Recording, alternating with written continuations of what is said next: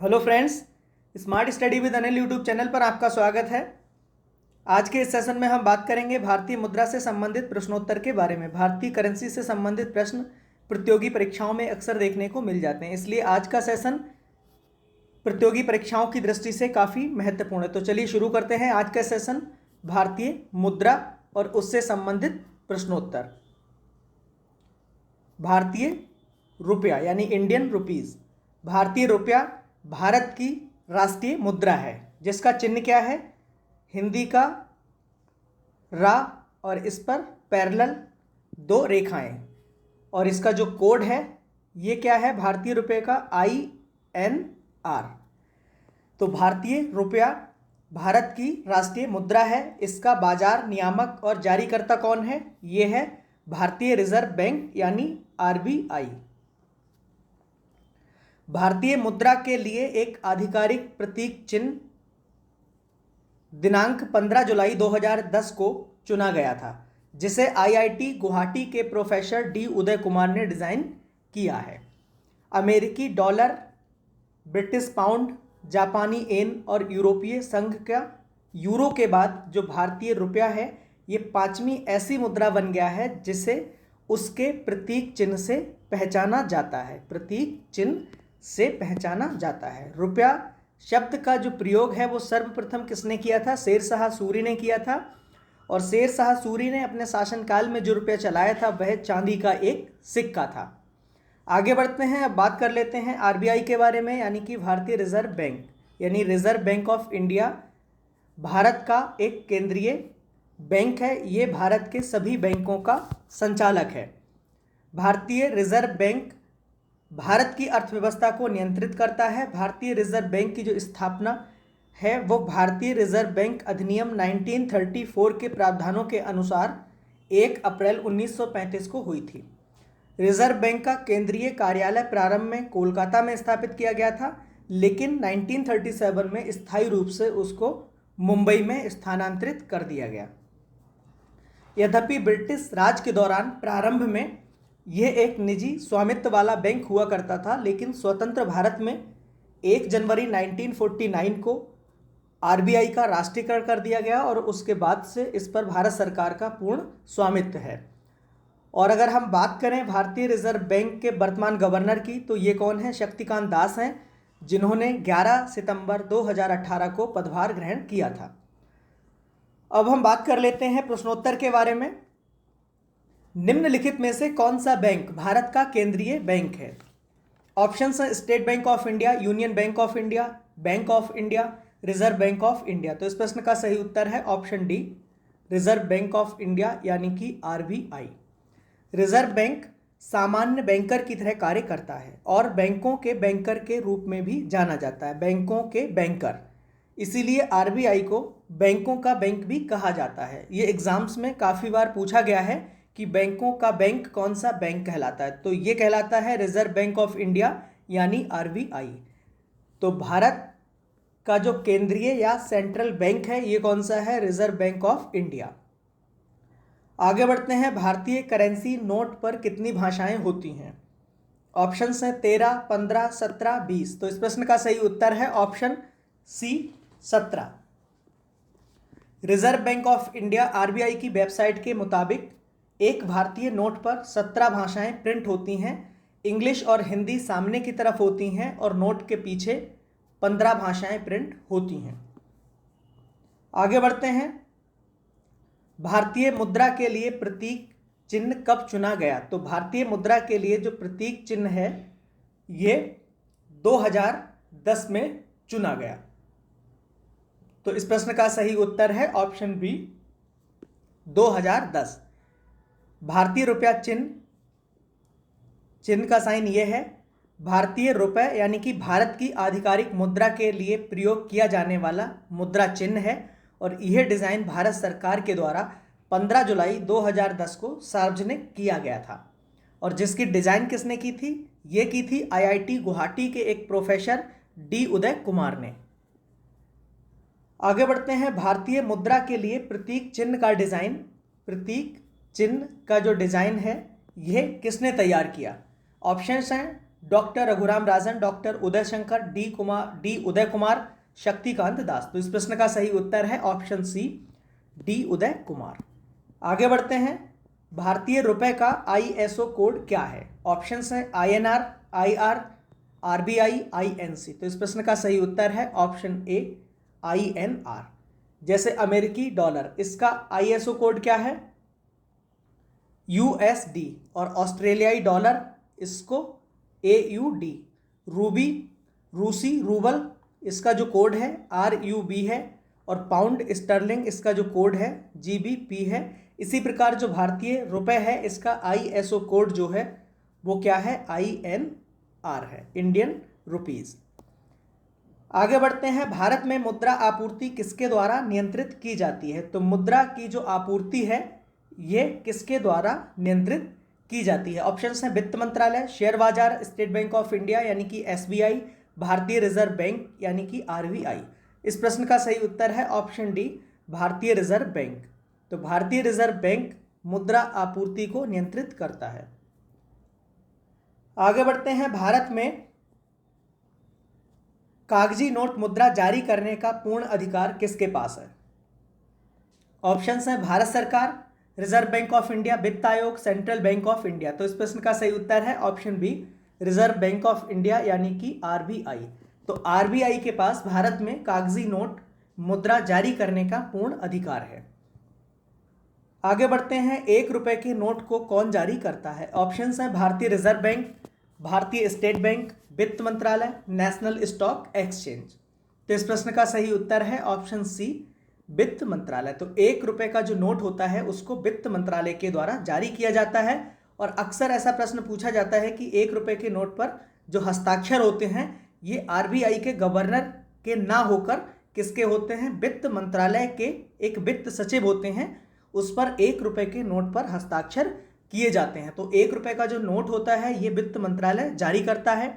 और 1 रुपए का नोट और सिक्का केंद्रीय वित्त मंत्रालय द्वारा जारी किया जाता है। अन्य नोटों के विपरीत 1 रुपए के नोट पर RBI गवर्नर की जगह किसके हस्ताक्षर होते हैं? वित्त सचिव के हस्ताक्षर होते हैं। तो ये आपको ध्यान में रखना है कि 1 रुपए का जो नोट होता है और जितने भी सिक्के होते हैं ये केंद्रीय वित्त मंत्रालय के द्वारा जारी किए जाते हैं। और 1 रुपए को छोड़कर बाकी जितने भी नोट होते हैं उन पे RBI का जो गवर्नर होता है उसके हस्ताक्षर होते हैं, जबकि 1 रुपए के नोट पर किसके हस्ताक्षर होते हैं? ये होते हैं वित्त सचिव के।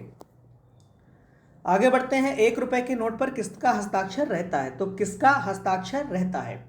तो RBI गवर्नर, वित्त मंत्री, वित्त सचिव, प्रधानमंत्री। तो इस प्रश्न का जो सही उत्तर है ऑप्शन सी, वित्त सचिव। जैसा कि आप यहाँ पर देख सकते हैं, सचिव वित्त मंत्रालय। तो यहाँ पर 1 रुपए के जो नोट पर वित्त मंत्रालय के सचिव यानी कि वित्त सचिव के हस्ताक्षर होते हैं। आगे बढ़ते हैं, भारत के सिक्के जारी करने के लिए कौन अधिकृत है? ऑप्शंस हैं वित्त मंत्रालय, योजना आयोग, भारतीय रिजर्व बैंक, भारतीय स्टेट बैंक। तो इस प्रश्न का सही उत्तर है ऑप्शन ए, वित्त मंत्रालय। भारत में सिक्के ढालने का एकमात्र अधिकार किसके पास है? भारत सरकार के पास है। विभिन्न मूल्य वर्ग के सिक्कों के अभिकल्प तैयार करने और उनकी ढलाई करने का जो दायित्व भी किसके पास है? भारत सरकार के पास है। आगे बढ़ते हैं, 2000 रुपए के नए नोट पर पीछे की तरफ किसकी आकृति छपी हुई है? ऑप्शंस हैं लाल किला, सांची का स्तूप, मंगलयान, रानी की वाव। तो इस प्रश्न का सही उत्तर है ऑप्शन सी, मंगलयान। जैसा कि आप नोट पर देख सकते हैं, इस पर 2000 के नए नोट पर पीछे की तरफ मंगलयान की जो छाया है या आकृति है वो छपी हुई है। ये प्रश्न एग्जाम्स की दृष्टि से काफ़ी महत्वपूर्ण है। अक्सर ऐसा पूछ लिया जाता है कि इस नोट पर किसकी आकृति छपी हुई है। आगे बढ़ते हैं, 500 रुपए के नए नोट पर पीछे की ओर किसकी आकृति बनी हुई है? ऑप्शंस हैं लाल किला, रानी की वाव, हम्पी, सांची का स्तूप। तो इस प्रश्न का सही उत्तर है ऑप्शन ए, लाल किला। तो यहाँ पर देख सकते हैं 500 रुपए के नए नोट पर पीछे की ओर लाल किला जो है उसकी आकृति छपी हुई। और लाल किला कहाँ स्थित है? ये नई दिल्ली में स्थित है। आगे बढ़ते हैं। 200 रुपए के नए नोट के पीछे की ओर किसकी तस्वीर छपी हुई है? ऑप्शंस हैं सांची का स्तूप, ताजमहल, रानी की बाव, कोणार्क का सूर्य मंदिर। तो इस प्रश्न का सही उत्तर है ऑप्शन ए, सांची का स्तूप। तो सांची का स्तूप ये कहाँ स्थित है? ये मध्य प्रदेश में स्थित है और ये 200 रुपए के नए नोट पर पीछे की ओर इसकी तस्वीर छपी हुई है। आगे बढ़ते हैं। 100 रुपए के नए नोट के पीछे की तरफ किसकी तस्वीर या आकृति छपी हुई है? ऑप्शंस हैं कोणार्क का सूर्य मंदिर, हम्पी, रानी की बाव, इनमें से कोई नहीं। तो इस प्रश्न का सही उत्तर है ऑप्शन सी, रानी की बाव। रानी की बाव ये कहां स्थित है? ये स्थित है गुजरात में। तो 100 रुपए के नए नोट पर पीछे की तरफ रानी की बाव की आकृति छपी हुई है। आगे बढ़ते हैं। 50 रुपए के नए नोट के पीछे 50 रुपए के नए नोट पर पीछे की तरफ किसकी आकृति छपी हुई है? ऑप्शन है रानी की बाव, कोणार्क का सूर्य मंदिर, हम्पी के रथ, लाल किला। तो इस प्रश्न का सही उत्तर है ऑप्शन सी, हम्पी के रथ। तो हम्पी के रथ 50 रुपए के नए नोट के पीछे छपे हुए हैं और हम्पी के रथ, हम्पी कहाँ स्थित है? ये स्थित है कर्नाटका राज्य में, कर्नाटका स्टेट। आगे बढ़ते हैं। 20 रुपए के नए नोट पर पीछे की तरफ किसकी तस्वीर छपी हुई है? ऑप्शंस हैं एलिफेंटा की गुफाएं, एलोरा की गुफाएं, अजंता की गुफाएं, इनमें से कोई नहीं। तो इस प्रश्न का सही उत्तर है ऑप्शन बी, एलोरा की गुफाएं। तो एलोरा की गुफाएं 20 रुपए के नए नोट पर पीछे की तरफ छपी हुई हैं। अब हम बात करें एलिफेंटा की गुफाएं, ये कहाँ स्थित हैं? ये स्थित है मुंबई में। और एलोरा और अजंता ये जो दोनों गुफाएं हैं ये औरंगाबाद में स्थित हैं, औरंगाबाद महाराष्ट्र, MH। तो 20 रुपए के नोट के पीछे एलोरा की गुफाएं छपी हुई हैं। आगे बढ़ते हैं। 10 रुपए के नए नोट के पीछे की तरफ किसकी तस्वीर छपी हुई है? ऑप्शन है जगन्नाथ मंदिर, कोणार्क का सूर्य मंदिर, स्वर्ण मंदिर, सोमनाथ मंदिर। तो इस प्रश्न का सही उत्तर है ऑप्शन बी, कोणार्क का सूर्य मंदिर। ये कहाँ स्थित है? ये उड़ीसा में स्थित है। आगे बढ़ते हैं। बुल एंड बियर शब्दावली का संबंध किससे है? विदेशी मुद्रा रिजर्व, बैंकिंग क्षेत्र, स्टॉक मार्केट, आंतरिक व्यापार।